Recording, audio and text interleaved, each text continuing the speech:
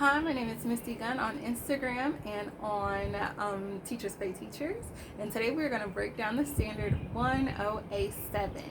And so this standard is actually where your student or learner determines if an equation is true or false based on what's on either side of the equal sign. And I like to teach this in a progression, like on a progression scale, with level 1 being the most basic and level 3 being a little bit more complex.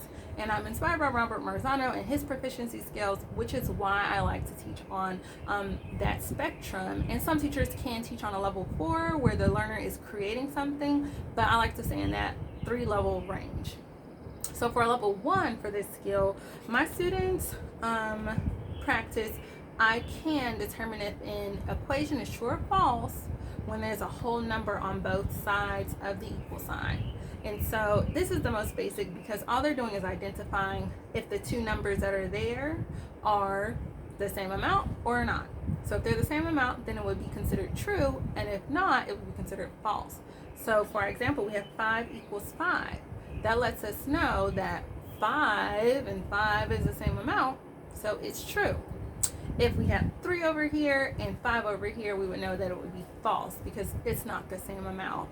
And I like to use the words amount and balance because then my learners tend to catch on a little bit quicker, and then we just practice more with changing that out for true and with false.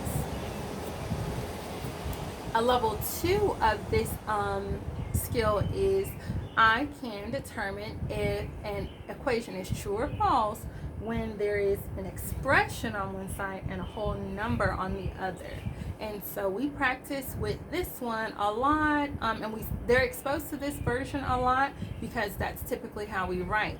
But a lot of times the learners don't know that this is a whole number that they have, and then they have the expression over here, and they want you to solve for it. So when you're teaching it to them, just make sure you're letting them know, okay, you have to solve it and see if this side equals the same amount. If not, it's false. So over here we have 3 plus 2.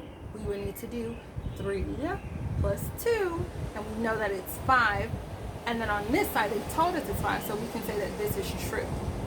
Now, sometimes you might see a level 2 with the whole number written first, and then the expression. And that's okay. Expose them to those different types of ways that they may see it, because then they'll be a little bit more fluent when they're trying to solve problems, and they'll be quick to look for that operation symbol and identify which side is the expression side and which side is the whole number side. Now the level 3 is the more complex, and the reason why it's more complex is because it has an expression on both sides. So your learner should be able to say, I can determine if an equation is true or false when there's an expression on both sides. Now, this gets very complex because the learner has to solve for that expression and then solve for this expression and see if those totals equal the same thing. So that's why that's considered a level 3. And another way you may see a level 3 is you could have subtraction on one side and addition on the other. And yes, that's still a first grade skill. So you can see why level 3 is a little bit more complex. And in my classroom, I like to explain to my learners that it's okay if you never get to a level 3. And it's okay if you're a level 1.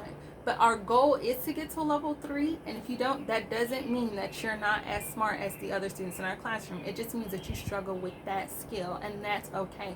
We can keep practicing it. So maybe you can implement that in your classroom if you are currently using progression scales or if you're thinking about implementing progression scales. So I hope this is helpful, and thank you so much for supporting and learning about the standard 1.OA.7 with me.